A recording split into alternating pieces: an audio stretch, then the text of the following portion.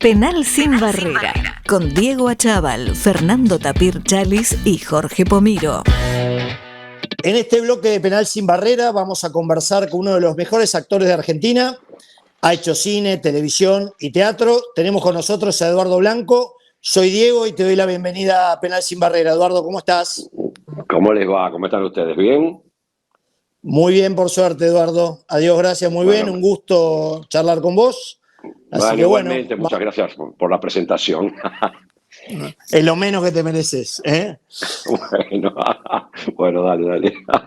Eduardo, háblame un poco de tus orígenes, qué te lleva a la actuación, si tenías a alguien del palo cercano a vos, cómo va fluyendo esto. Qué buena pregunta, digo, que de difícil respuesta, digo yo. A ver, ¿qué querés que te diga? Yo creo mucho en los caminos, ¿no? En los recorridos. Y en los caminos, como la vida, claro, te van apareciendo circunstancias donde uno tiene que ir tomando decisiones y no creo yo mucho en eso, viste, de que vino un día Dios, me iluminó y desde los 4 años sueño con ser presidente y entonces ahora que soy presidente lo puedo contar. La verdad que no, yo creo un poco, vaya a saber, ¿no? Vos me haces esa pregunta y digo, ¿qué será, no? No sé si tengo una respuesta. ¿Será cuando yo iba con mis amigos a los 11, 12 años, los sábados al cine a ver 4 o 3 películas por el precio de una entrada en los cines de barrio en mi época de 11, 12 años y entonces te transportaba a un mundo imaginario maravilloso, ¿no? Cada película de distintos lugares del mundo, ¿no? O de distintas épocas, o vivir aventuras, en fin, ¿no? Me transportaba la imaginación que te daba toda la sensación que cuando salías del cine, después de ver 3, 4 películas, salías a una realidad que no era tan buena como la que estaba dentro, ¿viste? Esto por un lado. ¿Qué será? Aquella vez que una novia me llevó por primera vez al teatro a los 16 años, yo nunca había ido al teatro y justo coincidió con que fui a un teatro que se llamaba Teatro del Centro, un teatro muy chiquito que quedaba ahí en una galería en Corrientes o por Sarmiento, por Corrientes era la entrada entre Talcahuano y Libertad, ya no existe más, una sala de 100 personas que yo fui a ver la obra de teatro Esperando la carroza, mucho antes de que fuera película, ¿no? Entonces, te quiero decir, eso me transportó también, ¿no? Una cosa fue muy extraña como fenómeno, ¿no? Porque estaban los actores ahí, me divirtieron, me contaron un mundo, me revolqué de risa, pero además con la imaginación yo estaba ahí adentro con ellos, ¿no? Sobre el escenario, o será, qué sé yo, tantas cosas que un grupo de teatro independiente con el que comencé a los 17 años, pero en tren de aventura, en tren de que era un espacio que fui encontrando que me agradaba, pero que de pronto en la fantasía no estaba el hecho de decidirme a abrazar una profesión como esta. Entonces, digo, te nombro 3 cosas por nombrar 3, ¿no? No tengo una respuesta, creo que fue la sumatoria de cosas en el camino que te digo, en el recorrido, donde las decisiones que fui tomando me llevaron a este lugar que estoy ahora, ¿no? Pero no sin, por ejemplo, en 2 oportunidades de mi vida, intentar renunciar, sobre todo a mis 30 y pico de años, ¿no? Renunciar y dedicarme a otra cosa, porque son actividades, las nuestras, artísticas en general. Hoy podría sumarle unas cuantas, por lo menos en nuestro país, ¿no? Las periodísticas, entre ellas, no sé si ustedes sabrán del tema, pero bueno, les cuento bueno, que es difícil a veces sostener profesiones independientes, ¿no? Porque después tenés hijos, tenés que darle de comer, en fin, una serie de cosas que a lo mejor en los sueños de los 20 años no estaban, ¿no? Y que aparecen y que tenés que dar respuesta a esas responsabilidades y bueno, las actividades así fluctuantes dejan a veces agujeros, ¿no? Y a veces son difíciles de resolver, de llenar, de manera que yo estuve 2 veces a punto de renunciar a esta profesión. Después por amigos que me apoyaron, por apoyarme inclusive económicamente, o me alentaban, o qué sé yo, bueno, ahí fui transitando, ¿no? Y volviendo a elegirla y volviendo a probar. Hoy ya con una edad encima puedo hablar de ese recorrido, ¿no? Cuando tenía 25, cuando tenía 35, a lo mejor mi mirada era diferente, ¿no? Estaba más ansioso, más necesitado, qué sé yo, una serie de cosas. No sé si contesto tu pregunta, me fui muy por las ramas. No, está perfecto.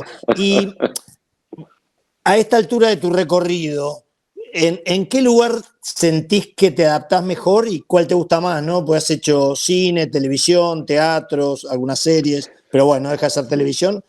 ¿Cuál te No, gusta más y cuál pensás que mejor se adapta a lo que vos sos como actor? no, pues es que no tengo una, me gustan las tres, la verdad. ¿Te Me gusta gustan, todo? ¿Te gusta todo?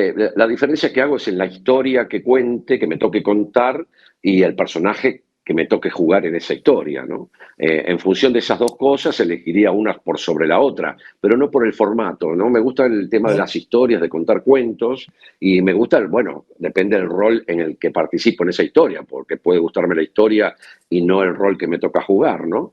Pero si no, la verdad que cada una de las tres tiene particularidades diferentes que las hacen únicas, ¿no? Porque el teatro de pronto tiene el vivo, el único lugar donde uno con el espectador puede compartir lo que está contando en ese momento, en el mismo instante, ¿no? Y cada noche de una manera distinta, con espectadores distintos, y esa comunicación es mágica y es única, porque en el cine o en la tele la gente te ve, vos no te enterás después cuando te comentan, si te cruzan por la calle o lo que fuera, o lees las notas periodísticas y las críticas, pero no lo vivís con la gente, ¿no? Entonces el teatro eso es Ujú. único, pero de pronto la televisión hoy, bueno, tiene sus particularidades, ¿no? Digamos que la televisión un poco más antigua, llamémosle de 20 años atrás, ponele para atrás, te daba la popularidad, ¿no? Hoy es medio raro eso, porque en realidad casi no hay ficción en la televisión, hay una sola, creo. Y ya no es la popularidad que te daba antes. Y el cine, bueno, a mí el cine fue el que me proyectó a un espacio más visible dentro de lo profesional y me hizo recorrer el mundo y me abrió puertas en otros sitios y me pasaban cosas mágicas como de repente estar en cualquier sitio del mundo, en Argentina o en cualquier otro sitio y que de repente alguien que vivía en Alemania, en Groenlandia o en Australia me podía decir, te vi en un trabajo y eso era como, te explotaba la cabeza, por lo menos en el momento que a mí me empezó a pasar, ¿no? Que también es único, porque con el teatro hay que llevarlo de a pie, ¿no? Mm. La tele, bueno, siempre fue como más localista, ahora con las plataformas es distinto, pero antes era más localista, o sea, se hacía para acá. A veces se daban en otros países, pero era era inhabitual en realidad. De acá lo que se hacía más era vender los libros, ¿no? Que el programa ha hecho. Así que, bueno, nada, las tres tienen particularidades, como te explicaba recién, para mí distintas, únicas, y a las tres le encuentro el atractivo. Cuando hablas del vivo de teatro, Sí, cuando fuimos a ver Parque Lesama y terminó la sí. obra, yo que voy, no te digo que soy un fanático del teatro, pero voy con cierta asiduidad. No Mm. recuerdo tantas obras donde la gente se quede aplaudiendo tanto tiempo de pie, Eduardo. Te lo Qué digo de maravilla, verdad. ¿no? La verdad que. No, mira, yo te digo, es un privilegio que, bueno, Salimos muy nada, viste, emocionados. mira, es que es una obra verdaderamente, y una experiencia, diría, ¿no? Inclusive más allá de la obra, única, porque única lo digo en mi recorrido, ¿no? Profesional, y es más, me animaría a decir, y mirá quién te voy a poner ahí, Brandoni, ¿viste? Porque la verdad que es una de las pocas instituciones que nos quedan, no sé, te diría Brisky, Brandoni, bueno, Alterio, pero Alterio hace muchos años que vive en España. Después ya no quedan esas instituciones, ¿viste? Con las que por lo menos yo me formé cuando era estudiante de teatro y demás. Y Brandoni hizo éxitos en teatro, ¿viste? Que muchos recordamos, ¿no? Muchos éxitos hizo. Sin embargo, él dice que esta es una cosa particular. Me hace acordar lo que me decís cuando vino Benjamín Vicuña a verla en el Teatro Liceo, cuando estábamos en el Teatro Liceo, ahora estamos en el Politeama, ¿no? Cuando estábamos en Sí, el sí, Teatro sí. Liceo, me dijo una frase que recuerdo que dice, yo no lo puedo creer, ustedes no tienen un aplauso teatral, es un aplauso de rock. Mirá Es un vos. aplauso de rock, me decía. Y la verdad que tiene su razón, porque yo nunca lo había vivido. Y ya te estoy diciendo, ni Brandoni, ¿no? Porque una cosa es un muy buen aplauso, un aplauso inclusive emocionante. Esto que se produce, mirá, menos mal que la viste y me comentás eso, porque si no, quiero decir, es difícil de explicarlo. Es difícil de explicarlo. Sucede como una experiencia comunitaria, esto es lo que creo yo, eh, que, que, que nos funde en un abrazo, digamos, ¿no? Un abrazo compartido, de esos abrazos que uno necesita, no cualquier abrazo, ¿no? De esos abrazos que se dan en los momentos muy oportunos y que uno los puede disfrutar de esa manera, ¿no? Y entonces creo que es eso, creo que durante 2 horas paseamos a la gente de una manera muy divertida por ciertos lugares emocionales y de la vida misma, de cada uno, ¿no? De los vínculos, y que de repente, bueno, eso, hay por supuesto muchas obras que lo tocan, a mí me ha tocado trabajar en muchos espectáculos teatrales o cinematográficos o televisivos que pueden contar historias como la que yo estoy describiendo, ¿no? En cuanto a los vínculos, las emociones, ¿no? Pero bueno, a veces esto se produce o no se produce y no tiene más explicación que esa, ¿no? Y yo creo que acá se produce y es emocionante, la verdad. Yo creo que ese es el secreto de tantas veces la hemos terminado esta obra y parece que nunca se terminara, ¿no? Entonces decimos, bueno, ya está, ¿viste? Terminemos. Bueno, ya está. Y seguimos. Con Beto llevamos hechas más de 1.200 funciones cada uno, ¿eh? A la No es poca miércoles. cosa. Sí, sí, sí, de verdad. Las estrenamos en el 2013. Sí, Hicimos sí, 4 años acá, 2 en Buenos Aires, después el tercer año hicimos gira por todo el país y después hicimos temporada en Mar del Plata, después volvimos otro año más a Buenos Aires y ahí la terminamos, pensando que era para siempre, hasta que 2 años después, sin hacerla, surgió la posibilidad de ir a España y nos llevaron a Madrid y fuimos como teatro comercial, ¿eh? No fuimos de gira. Estrenamos el espectáculo en pleno Madrid, en una sala comercial, de martes a domingo, un espectáculo argentino, se llamaba Parque Lesama, no es que le cambiamos el nombre por el Parque del Retiro, ni mucho menos. Y bueno, y ahí fuimos a la aventura y nos fue estupendamente bien y había una gira programada que después no se pudo hacer porque además, entre otras cosas, nosotros terminamos en Madrid exclusivamente en fin de enero, mediados de enero del 2020. Y volvíamos para Buenos Aires, bueno, ya después vino la pandemia, no hace falta que te cuente todo lo que pasó. Y pensamos, bueno, ya está, la terminamos para siempre y estuvimos 3 años sin hacerla. Y mientras Campanella va construyendo el Teatro Politeama, que es un teatro nuevo, 1 año y pico tiene ahí en Corrientes y Paraná, en la ciudad de Buenos Aires. Y bueno, en un momento nos dijo, che, ¿no quieren volver a hacerla? Y desde el 12 de enero del año pasado, del 2023, estuvimos de miércoles a domingos, todo el año, hasta el último domingo de noviembre, donde creíamos que íbamos a hacer la despedida, y vamos a terminar para siempre también. Y resultó que, bueno, surgió la posibilidad, vamos a ver si esto es posible, porque hay un tema de derechos que está difícil, pero bueno, pero surgió la posibilidad de hacer la película de Parque Lesama. Entonces, como surgió esa posibilidad, Campanella nos dijo, ¿por qué no la hacen 2 días a la semana, aunque sea para mantenerla fresca, ¿viste? Hasta el momento que hagamos la película, que la estamos soñando para este año. Veremos, veremos. Y entonces a partir de enero de este año estamos haciendo 2 funciones a la semana y también nos sigue yendo estupendamente bien, la verdad. Y se sigue produciendo cada función. Esta vez son 2 veces solas, ¿no? Pero se sigue produciendo ese fenómeno increíble y maravilloso que nos sucede cada noche que la hacemos. es impresionante la química que tienen. Tengo una curiosidad de la obra. Decime. Estás mucho tiempo tirado quieto en un banco. Hay un. ¿Cómo? Digo, este tipo debe salir hecho mierda cuando termina. ¿Cómo? Mira, yo te voy a decir una cosa, todo lo contrario, y lo prefiero antes de lo que le toca a Brandoni. Brandoni está 15 minutos sentado en ese banco viendo la escena que yo tengo con el personaje de Menéndez Roberts, digamos, ¿no? Que él no participa, participa después, Es verdad. como en la mitad de esa larga escena. Y yo tengo 25 minutos ahí en el banco. La verdad que sentado Claro. ahí creo que me aburriría mucho. En cambio, acostado, hasta me sirve para descansar un poco, ¿eh? Y puedo hacer, digamos, dedicarme a otras cosas, digamos, mientras estoy supuestamente dormido, por ejemplo. Te podría hacer no sé, porque como me apoyo, para la gente que no la vio, estoy dormido en un banco de una plaza y me pongo el diario encima de la cabeza, pero tengo un sector donde puedo ver al público. Y esto me resulta Ah, sumamente satisfactorio porque veo cuando el público se ríe, entonces puedo observar cuando cada gag que hace Brandoni o en este caso Verónica Pelaccini, que es la actriz que hace de hija, que tiene esa escena en la que yo no participo, y la cantidad de expresiones diferentes y maravillosas que la gente tiene para reírse, que me encantan. Ya te puedo hacer un estudio sociológico de eso, ¿no? De aquellos que se ríen para adentro, de aquellos que se ríen con todo el cuerpo, de aquellos que, ¿viste? O sea, distintas maneras de reírse que me divierte mucho mirar a la gente cuando estoy ahí en ese banco. Mira vos. No, un lujo Parque Lezama. Volviendo un Bueno, qué poquito bueno. atrás y yendo al hijo de la novia, eh, ¿Cuánto primero, tiempo atrás? sí, primero decirte que para mí, más allá de los protagónicos, yo te descubrí ahí y para mí las partes más divertidas eran las tuyas y la de Claudia Fontán. Le dieron un brillo a la película tremendo, pero de verdad te lo digo, ¿eh?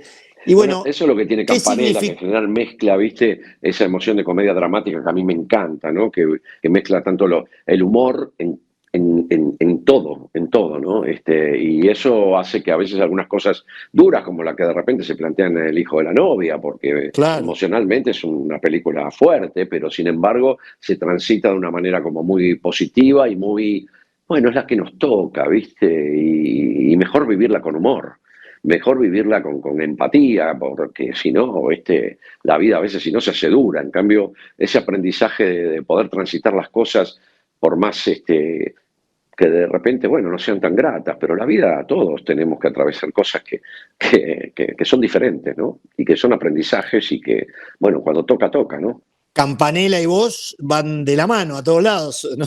Es Bueno, terrible como... eso dicho así, mirá, no sé cómo tomarlo, pero bueno, vos Pero querés decir que me invita a en todos participar. los debuts estás vos, en casi todos, aclaremos, ¿no? Mira, Por las dudas. salvo en el sexual, porque los dos tenemos muy buen gusto, en los demás, en los profesionales, en casi todos, ¿eh?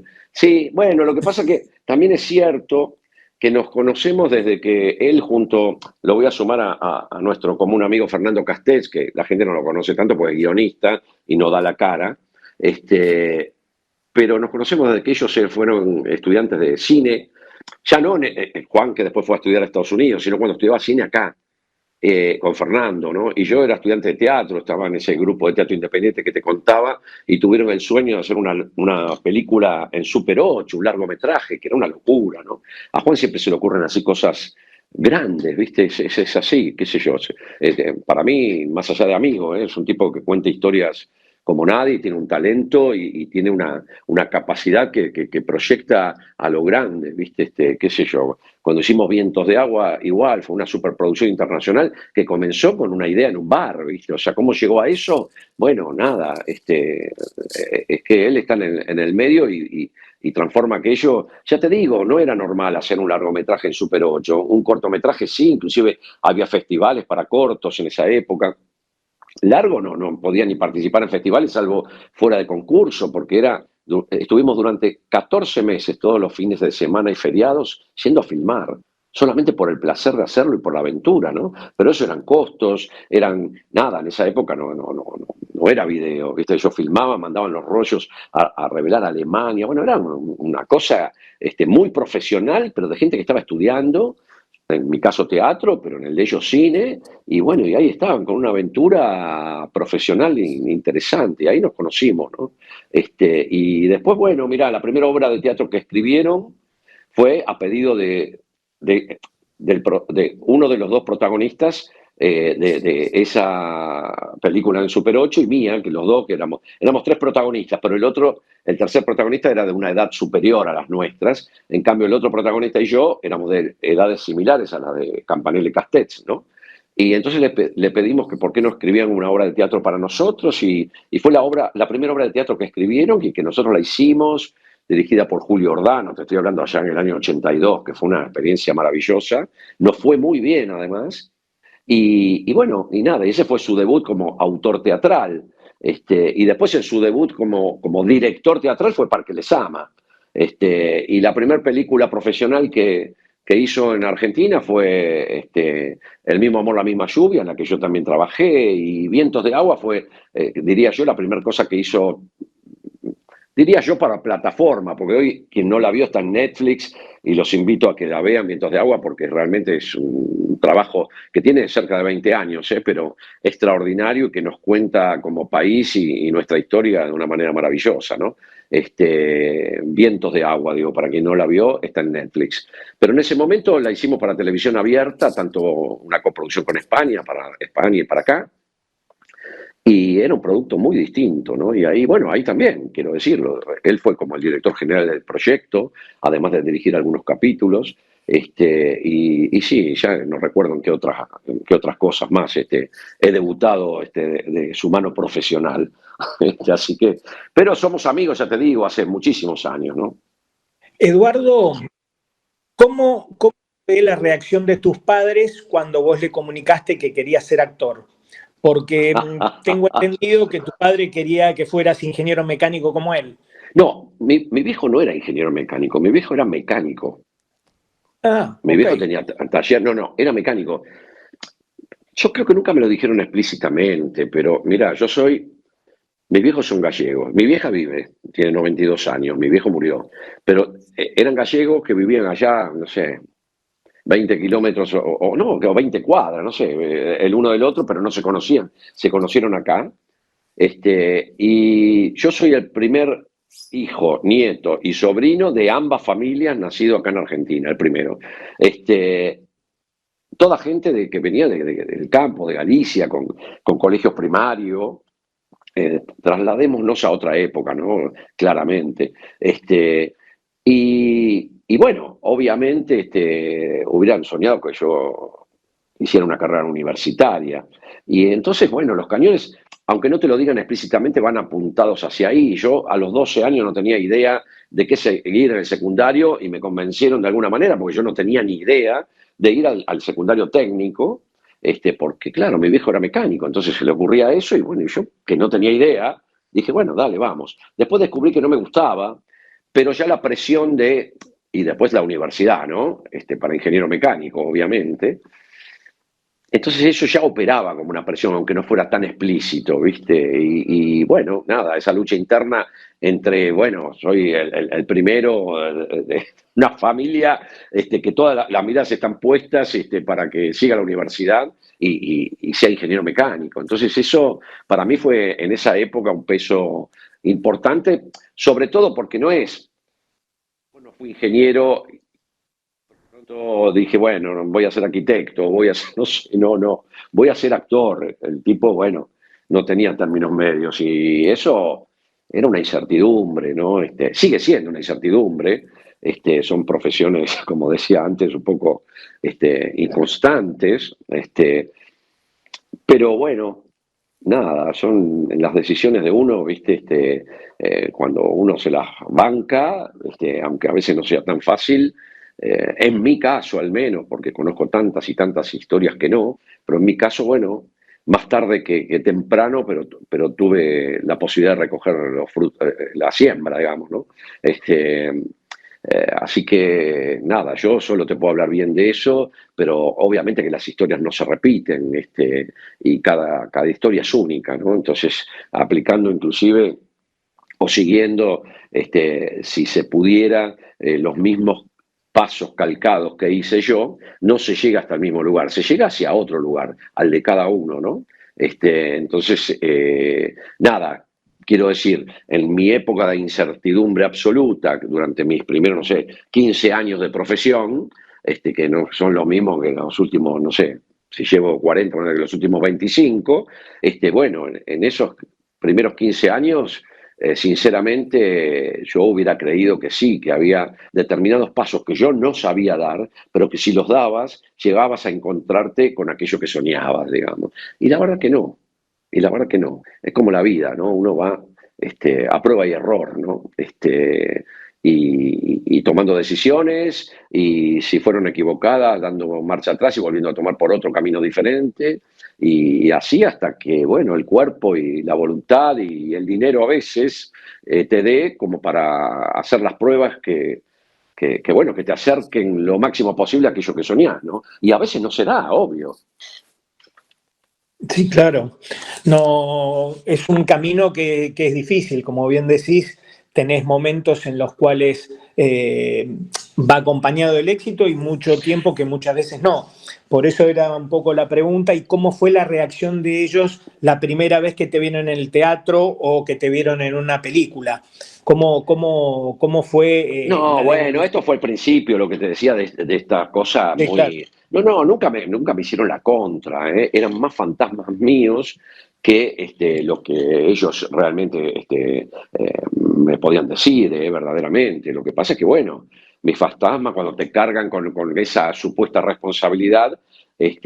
Bueno, no me fue fácil a mí, pero esto fue algo que yo tuve que trabajar y que superar y que aprender. Después, mirá, lo que pasa es que me fueron viendo en distintas etapas. Cuando me venían a ver en ese grupo de teatro independiente que de repente tenían, nosotros ensayábamos, no sé, 8 meses para hacer después 5 funciones, donde nos dejaran, y me venían a ver, bueno, ahí lo tomarían como un hobby, me imagino yo. Ellos no son habituales de consumir teatro, ¿viste? Entonces, bueno, nada, lo tomarían como un hobby. Siempre tuve la mejor, pero no eran muy expresivos, no es que estaban contentísimos de que yo me dedicara a eso. Después, en la medida que fui creciendo y que de repente me imagino que inclusive sin decírmelo, cuando tenía esos golpes de la vida, que de repente decís, bueno, estaba trabajando y me quedé sin trabajo, y bueno, pero ahora va a venir algo y no viene, y entonces me voy gastando los pocos ahorros que pude hacer en esos meses de trabajo y esas cosas que tienen estas profesiones. Bueno, en ese sentido mi viejo me ayudó bastante. Bueno, mis viejos, pero en particular, ¿por qué lo digo? Porque mi viejo tenía un taxi, y que a veces lo trabajaba, a veces no, porque él era mecánico, pero tenía un peón y qué sé yo. Y bueno, cuando yo no tenía trabajo, en una época, porque yo he hecho de todo, en los primeros 15 años que trabajaba de esto, pero que no podía vivir todo el tiempo de esto, he vendido todo lo que se te pueda ocurrir que se puede vender, lo he vendido. Pero además después, porque también la venta era un tema inconstante, pues si estaba trabajando para alguien y me salía un trabajo de actor, lo tenía que dejar, porque si no, no podía hacer ese trabajo de actor. Y entonces ya después a lo mejor no podías volver, no te volvían a tomar, o lo que fue, o dar el producto para vender o lo que fuera. Entonces el taxi fue una herramienta durante un periodo que fue fabuloso porque era de mi viejo, y entonces en los periodos que yo no tenía trabajo, capaz que me lo daba y yo me podía ganar la vida mientras no tenía otros ingresos hasta que tuviera el próximo trabajo de actor y así, ¿no? Hasta que logré una continuidad y ya, bueno, nunca más, ya hace muchos años, ¿no? Pero te estoy hablando a los 20 y pico. A los 20 y pico de años fue una herramienta muy importante para mí. Por eso te digo que más allá de lo expresivo, que de repente a lo mejor mi viejo, sobre todo, mi vieja sí es más expresiva, pero mi viejo era menos expresivo, lo expresaba de otra manera, ¿no? De repente, nada, me daba el taxi, por supuesto que yo no le tenía que dar nada a cambio, obviamente, y fue una gran herramienta para mí. Y Eduardo, ¿cuál fue el primer trabajo que tuvo un reconocimiento masivo y qué sentiste en ese momento? Bueno, mirá, yo creo que lo nombraste vos antes, pero más allá, mira, yo antes había hecho tiras, por ejemplo, en televisión, algunas de éxito, había participado con un elenco numeroso, pero que bueno, había participado, y que de repente, bueno, durante la época que esa tira estaba al aire, salías a la calle y parecías que eras muy popular, ¿no? Te estoy hablando cuando yo empecé, a los 20 y pico de años. Pero eso se olvida tan rápido como como se adquiere la popularidad. O sea, vos durante estabas haciendo la tira, te conocía todo el mundo en la calle si la tira funcionaba. Terminabas y a los 3 meses ya volvía a no conocerte nadie. Es decir, no lograbas un lugar de identidad, por lo menos en mi caso, ¿no? Pero El hijo de la novia, una película que ya tiene 20 y pico de años, porque El mismo amor, la misma lluvia fue anterior y nos fue muy bien con esa película, pero no fue un éxito popular, digamos, ¿viste? Pero nos permitió hacer después El hijo de la novia, 2 años después. Estamos hablando de todo hace 20 y pico de años, ¿eh? Y yo creo que El hijo de la novia fue un fenómeno, porque casi no diría que fue un éxito, fue un fenómeno que no solamente explotó acá en Argentina, sino en el mundo, ¿viste? Fue una película, por más que no lo ganó, nominada al Oscar, ganadora de festivales en muchos sitios, que se estrenó en casi todo lado del mundo y en la mayoría de los lugares fue un éxito. Bueno, en España fue un suceso la película. Entonces, bueno, eso explotó de una manera inesperada para mí, que nunca imaginé de pronto trabajar fuera del país o que eso me pudiera abrir puertas afuera o viajar todo lo que viajé. En fin, yo creo que El hijo de la novia, pero no solamente para mí, te diría que para Campanella, te diría que para Darín. Lo que pasa es que a Ricardo se le juntaron 2 películas, un año una y el otro año otra, que fue Nueve Reinas y El hijo de la novia de manera conjunta, casi te diría. Por lo tanto, fue una explosión también para él. Pero bueno, si bien Ricardo fue un actor popular toda la vida acá, pero su nivel de prestigio y fuera de las fronteras y qué sé yo, empezó con esas 2 películas. Y fue una explosión, ¿no? Pero ya te digo, para varias personas. Que después, bueno, algunas las pudimos aprovechar un poco mejor, otras un poco peor, y qué sé yo, pero el hijo de la novia fue una herramienta fundamental, diría yo, sí, sí. Eduardo, en términos de repercusión del hijo de la novia, hay una anécdota de Ricardo Darín que dice que zafó de un asalto cargando nafta porque el ladrón que lo amenazaba gritó, no, es el novio de tu vieja, vámonos, y zafó de que lo asaltaran. Así que no, no la conocía la anécdota, no la conocía. No lo sabía. Sí. Sí, es una película entrañable. Bueno, yo te digo, las tres que hice con Campanella, así profesional que yo, me encanta, porque Luna de Avellaneda también es una de mis preferidas, me encanta esa película. Como espectador, ya lo digo, ¿no? Digo, tratando de separarme de lo que le pasa a la gente o los recorridos que tuvieron las películas, que yo, a mí Luna de Avellaneda me encanta, me encanta. Sí, sí, buenísima. Y una pregunta, Eduardo, que es, ¿cómo es el proceso de entrar y de salir en tus personajes? ¿Cómo te preparás? ¿Desde cuánto tiempo? ¿Y para cuánto tiempo después quedás enganchado con ese personaje? Era una pregunta que quería hacerte. No, vos decís en el teatro o decís en el cine, en la televisión, ¿en dónde? Porque el teatro es distinto, por ejemplo. Porque yo en el teatro, por ejemplo, para este personaje que vos viste en Parque Lesama, que hago un anciano de 85 años, que yo lo estrené con 55. Ahora acabo de cumplir la semana pasada 66, pero ya me molé que hace 10 años, ¿no?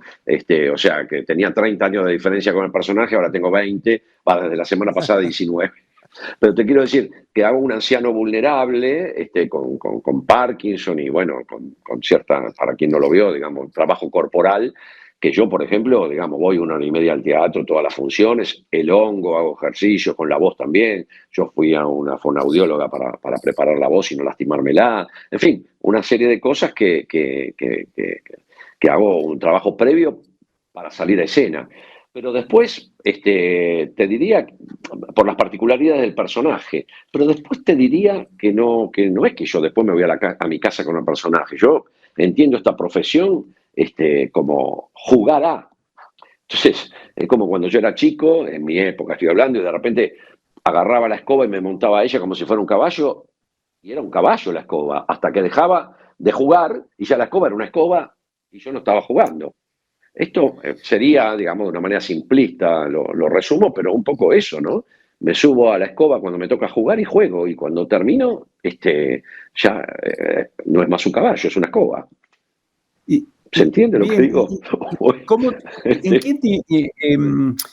¿Cómo copiaste ese personaje mayor? ¿Tu padre, tu abuelo? ¿Cómo te arrimaste a esa diferencia de edades en tu personaje? ¿Tuviste algún modelo que seguiste o lo fuiste construyendo? Sí, entiendo tu pregunta, pero déjame completar la anterior también. Digo, cuando hablo de juego, no lo digo ni de manera peyorativa, ni simplista, ni nada. Hablo de jugar en serio a vivir la aventura que la historia que estamos contando nos lleva a vivir, ¿no?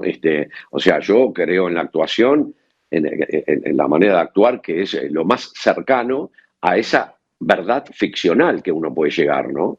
Nunca crees que lo que estás haciendo es la verdad absoluta, obviamente que no, pero digo, yo vengo de una escuela donde uno se tiene que acercar lo máximo posible, ni hablar en teatro, que cada noche es distinto además, a esa verdad ficcional, ¿no? Y a veces se consigue más cerca y uno tiene un placer enorme, a veces uno siente que no estuvo esa noche